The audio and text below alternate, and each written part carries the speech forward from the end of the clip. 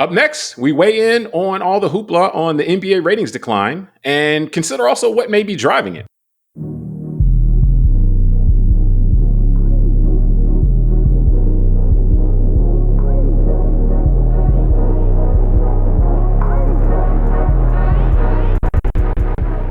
All right, our next topic today, we're to take a look at, there's been a lot of reports on the NBA ratings declining. And this is following, reports from earlier this year about the huge media deal that the NBA signed, with going with ESPN and NBC and Amazon. And so there's a disconnect there, obviously, with media rights that are going up and people paying more money to broadcast the NBA, whereas then the ratings coming in from this season have been lower than expected and declining. So wanted to ask you, Tunde, do you think this decline that we're observing represents something being wrong with basketball, or maybe something wrong with the framework of the NBA and how it's kind of presented, or maybe just even a temporary blip that, our sample size is too small, so to speak? No, I think there's a little bit of some of that in it, kind of like a little bit of a mix of it. I think the NBA does have an issue in the way it's entertaining people versus the way it used to. Let me just put it that way, which I know we'll discuss. And then I do think there is something to be said about the nature of where technology has taken things like broadcast TV and then cable TV and now fractured it with the internet and all that stuff. So I wouldn't beat up the NBA purely for ratings decline only because of the way the game has changed maybe in the last 5 or 6 years, and because the players are prima donnas, or because they get rested too much, or because they share their political views. I don't think it's like just that. But I do think that, less maybe some of the gossipy stuff, but some of the actual ways the game has been, the way it's been played has changed, and the strategy that teams have been using in the last 5-6 years, I think that has affected it. But yeah, I do think we would be remiss if we left out the changes in technology, the fact that cable viewership overall is down, and traditional television viewership is just down because everyone's got streaming platforms. And, I don't even have cable TV. I don't own any of that. I just do everything streaming. So, well, no, that's an interesting point. I want to drill down in because, as you've noted in previous shows, you're a former NCAA athlete, not NBA, but former NCAA Division I basketball player. And so you, in terms of gameplay, I know you have some pretty strong thoughts. I think your point about all of these rating decline reports have to be put in a certain context, because any television show now that you see, none of them have the ratings that television shows like Friends or things like that had in the 90s, Seinfeld. The nature of television and linear television in particular, where something you start it when at a certain time and it runs straight, not just streaming where you pop in and watch a little bit or whatever, where you control basically your consumption of it.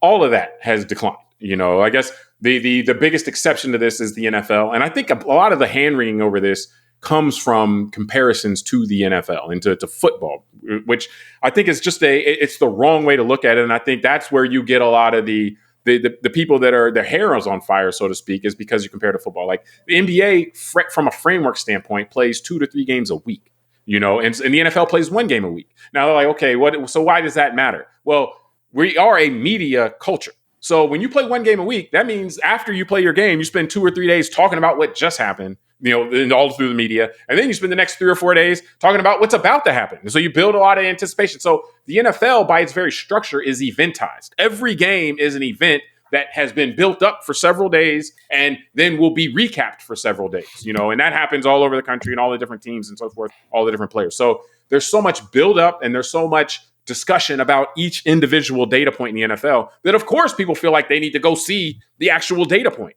NBA, it doesn't happen like that. It's by the time you get finished watching 1 game and you try to find out what happened with that, there's another game that happened. I listen to NBA podcasts. Most of the time I'm listening to NBA podcasts.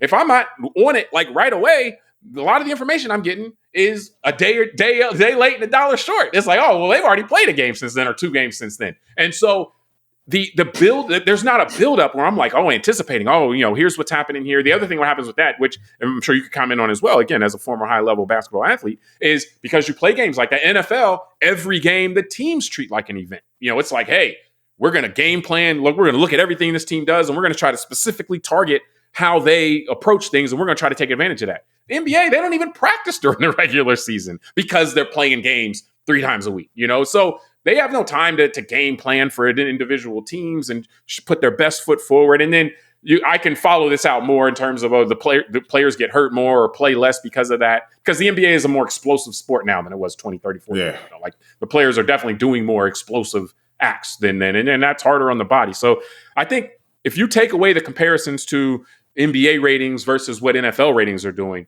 then you can have a better conversation on what's going on with the NBA. So I just wanted to start it with that, but then I do want to kick it back to you. So, just your thoughts if you want to get into kind of the gameplay stuff, which may contribute to less people wanting to watch or stuff like that. Then, we can go there or anywhere else you want to go to. Yeah. The gameplay stuff, let's shelf that for a little bit later in the discussion, because I wouldn't mind going back and forth with you on that. But I think for now, like, just in response to what you're saying, I feel like as you're saying it, I get everything you're saying, but I'm thinking but that's always been the case. It's always been the case that each NFL team plays one, game a week, and the NBA teams, in the 70s, 80s, 90s, that was still the same case. So it's got to be more than that to me. And I think that's where we got a couple things. And I could even see now, it's funny, now that we're having this conversations in a row doing our show, I'm starting to see some of it too that we see with other things in the internet with the negativity. Like we just did the segment, just now on Call of Duty and the negativity around, video games and certain things. We've done discussions about Star Wars, how Star Wars itself hasn't changed in 40 years or almost 50 now. But all of a sudden, the last 5-6 years, everything's woke in Star Wars, right? And if I were to go online, like I do periodically, like to X or whatever, if you look at some of the complaints about the NBA now, it's the same thing. It's the same attitude. Oh, the NBA is woke. Oh, they talk politics. So I think some of this is I think the NBA is caught up a little bit in just this negativity that's swirling around our culture now with everything. That there's always some foil out there with whatever topic that's saying, oh, this isn't pure enough for me. So that I think is part of it. But I do think then, let's get to the gameplay part. I do think that the game part itself. Well, let me respond to that real quick before you get into that, because I think that's a good discussion. And where I was going, and I'm glad you pointed this out, because I'm not saying that the NBA ratings, the comparison, so to speak, is the end all be all. But what I'm saying is that provides the context for people to raise alarm that something's wrong with the NBA because of what's happening with the ratings. If you look because the NFL ratings aren't down along with everybody else's ratings. Like everybody's ratings are down around all of television except the NFL. And so why is that? And I'm saying the media environment, and I didn't make this point all the way, the media environment favors eventized things, whether it be Jake Paul and Mike Tyson. If they try to put Jake Paul and Mike Tyson or something like that on 3-4 times a week, it wouldn't do the number it did than if you build it up for a couple of months and do it. So right now, our media environment, if you want viewers, the best thing to do is eventize something, make it an event. And that Tom Brady's roast. Netflix understands this very well. They want things they can eventize.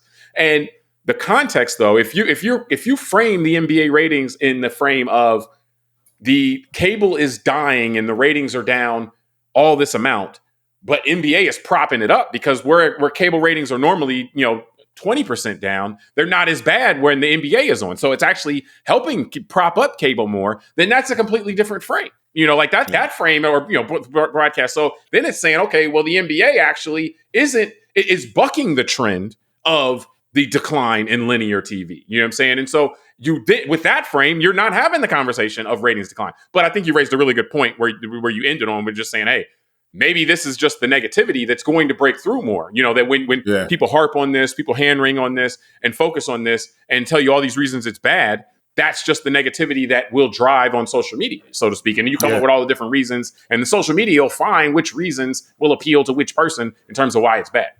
Yeah, and that's the thing, because it's anytime you hear about the politics and all that, you got to tell yourself, okay, that's not the real reason, because this stuff has all happened before. I was thinking about the Cleveland Summit, for example, in the 1960s that had a bunch of athletes there talking about politics, and each one of the people, if you were to Google and Cleveland Summit and look at the photos, you'll recognize all the faces, and they're all considered some of the biggest American athletes heroes in the history of the world. Yeah, Ali, and Jim Brown, Abdul-Jabbar, Kareem all the Abdul-Jabbar, Bill Russell. Bill So Russell. it's like, yeah, like all those guys are now considered pretty much American legends, heroes, and all that. So it's just, that's all the gossip stuff. But I do think getting to the game part, I think there's a couple things.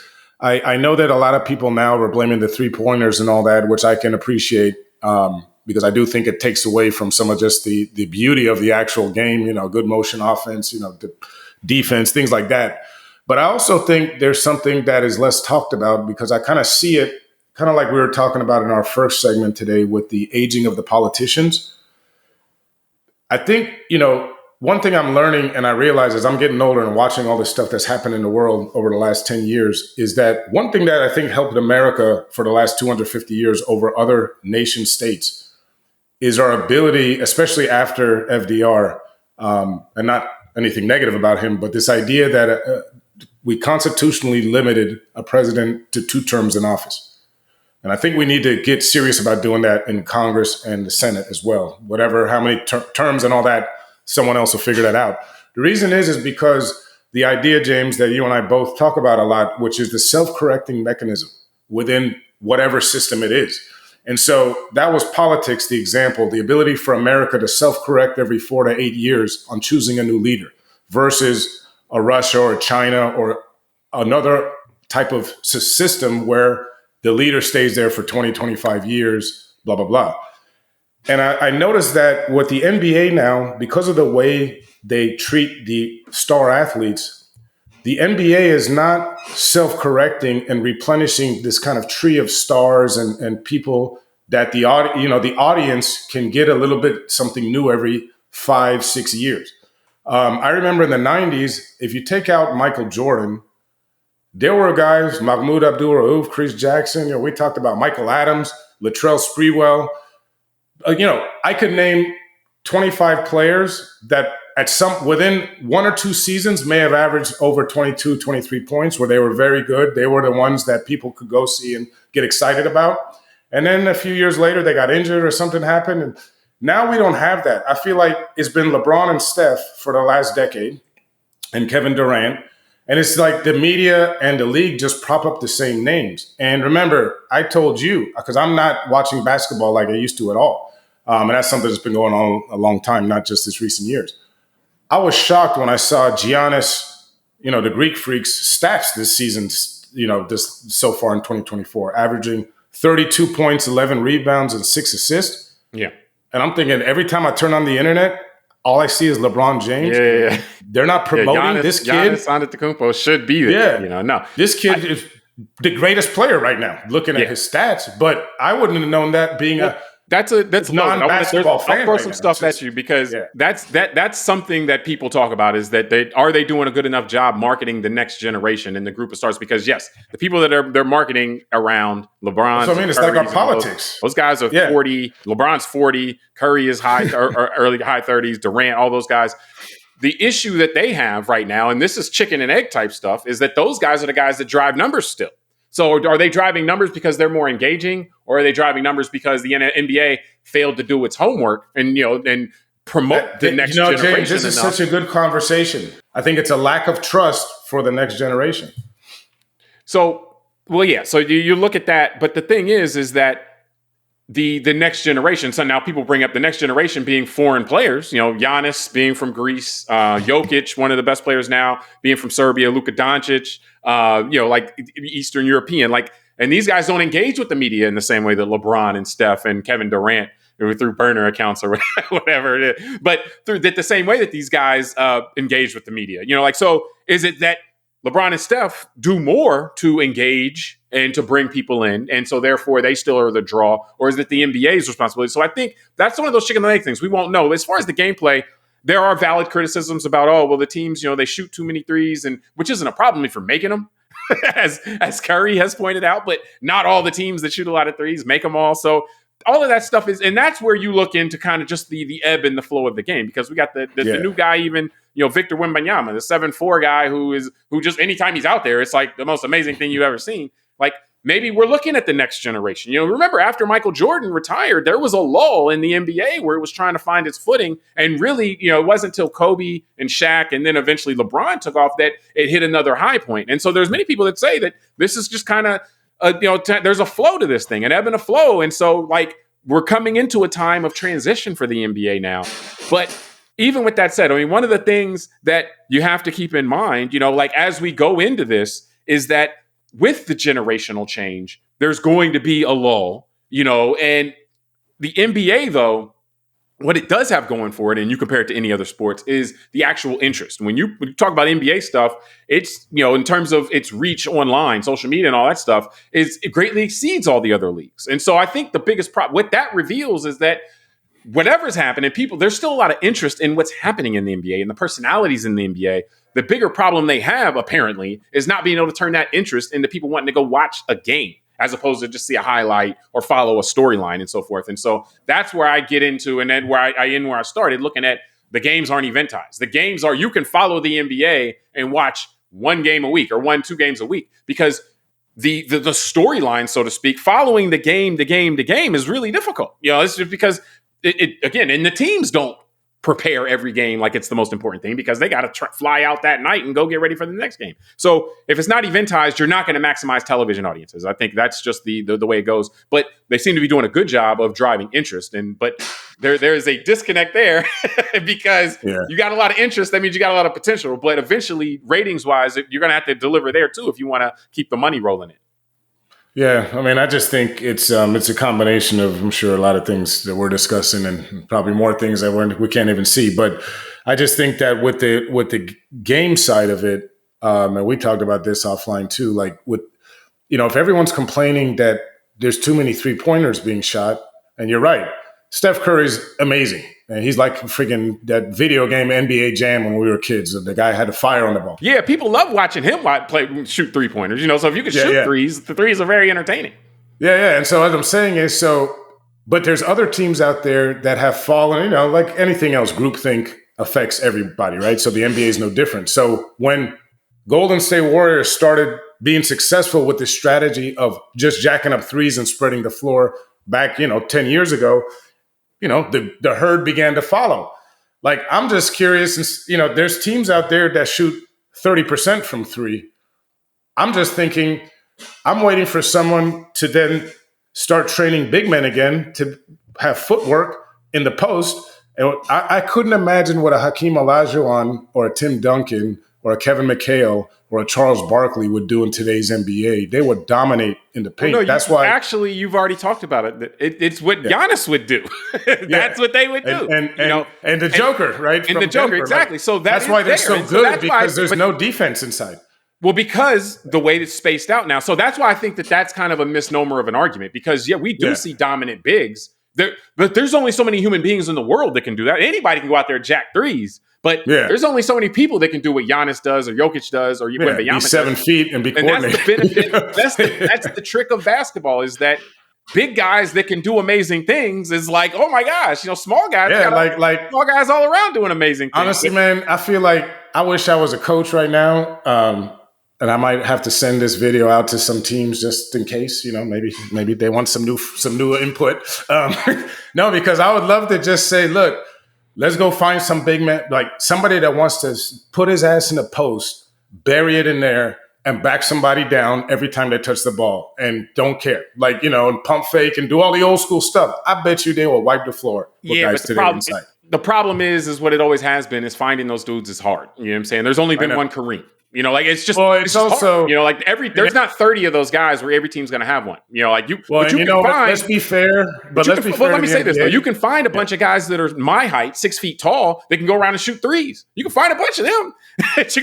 You can't find a bunch of 7-footers. So, but that's part of the allure of the NBA when you get those guys. And to your point earlier, when we're not marketing those guys well enough, and again, Victor Wembanyama, the French guy, that he may change a lot of this, because he is being marketed well and he knows how to play the media game very well as well. So, we'll see. He was the sensation on Christmas when he's going for 40-some points and 4 or 5 blocks and 18 rebounds. It was like, oh my gosh, this is so. It may be coming back, but again, there's just only so many of those guys, and so it's tough to rely on, hey, we're just going to get these transcendent bigs. And so I don't know. I think we can wrap this up from here. But I just got one more thing I was going to say, because I think this is important, even for our own society, when we start complaining about stuff like just how our country is. We got to remember, everything does start at the bottom. And as I'm sitting here, what I was going to say is, I realize we and everyone else is kind of beating up the NBA, but the lack of big men, skilled big men who have footwork in the post, is actually the fault of the entire system of basketball, from the little AAU kids all the way through high school and college. Because what it's telling us, like you said, it's a good point you made. 6 foot guys like you are easier to find that can shoot threes. Of course, there's less people who are 6'10" and 7 feet tall in the world. But that's not the only qualification. And then coordinated and athletic. Correct. But I feel like when I was in college in the mid 90s, late 90s, it wasn't hard to find big guys that could play in the post. That's all I'm saying, is because that's back when coaches in high school and when kids were younger would train tall kids to bury their butt in the post. Now everybody sees a 6'9" kid and he's got to be a wing guard. And it's just everybody's competing for this selection there. Because also that guy can't. There are guys that can bang, and a lot of those guys aren't in the league anymore because they can't defend out there. Yeah, I mean, maybe we got the Jahlil Okafors that can bang, but then on defense he's giving even more back because he can't move around. So it's a tall order because of the way the game is spaced out. But I mean, we got into the weeds a little bit, but it's still it's an interesting conveation. It's because we like basketball. I mean, basketball is an interesting sport, and it's a sport. And then, I guess the commissioner, old commissioner David Stern, he's passed away now, but he was like, just the game will eventually, make it right. Basically, it was paraphrasing his quote. And so that's kind of what we're waiting to see.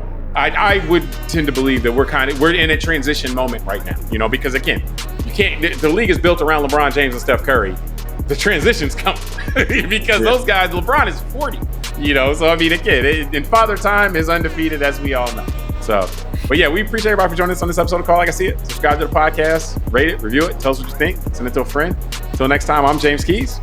I am Tunde Ogunlana. All right, we'll talk soon.